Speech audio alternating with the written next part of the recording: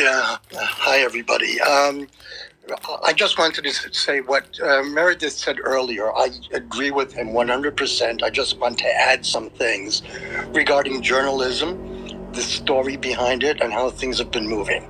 Now, if you take the time and just realize that according to the Gaza Health Ministry or whatever the fuck they're talking about 300 journalists have been killed in the conflict in Gaza, and they keep on boasting about this.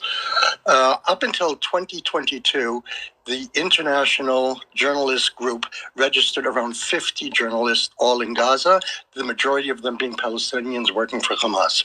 This isn't a figure that I made up. There is evidence for this.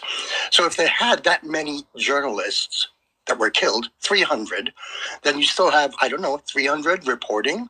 But why aren't we getting stories from Gaza? Why, for example, was there never a story about how many hospital beds were available in Gaza, the open-air prison, this concentration camp, in, let's say, August 2022? In an average, it was 1.55 hospital beds in the open-air prison in this concentration camp, which is higher than in Egypt, higher than in Jordan, higher than in Syria. And just to compare, the United States has 2.75 hospital beds per 1,000 population. And again, Gaza had 1.55. So this whole thing that is happening now is not to liberate, but to destroy. And the destruction of Israel is the main focus. And at the moment, they're trying to get the world to fight against Israel. And they are using propaganda because they've learned from the best. When I say from the best, I mean they learned from both the Nazis, going back to the 1940s when they were using Radio Zissen, up until collaboration with the Soviets. Now, both of those empires fell because their propaganda did not work in the end. It's up to us to fight this propaganda. I don't know how, because we can't argue with logic. We can't argue with real arguments. But we have to be able to take down these lies, like, for example, the amount of journalists that were killed. They were not journalists. Putting on a bulletproof vest that has press written on it has no meaning whatsoever. Having a cell phone and saying, I'm reporting now as somebody... Driving in an ambulance that's carrying terrorists is not a fucking medical... Thank you. So that's the whole point. Now, the main issue that we're facing is that Israel is not being judged by double standards, but by single standards. All these creations, all these legal creations, post-World War II, war crimes, International Criminal Court, International Court of Justice, the United Nations, all that was created to avoid wars, and Israel participated in that and said, we also want to avoid wars. Unfortunately, we're caught in a war where the enemy is degraded from a state to a terror organization.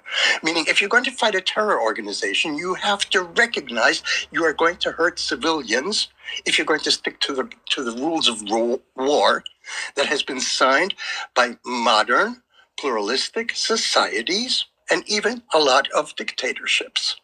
So fighting a war that is keeping your hand tied behind your back is one thing.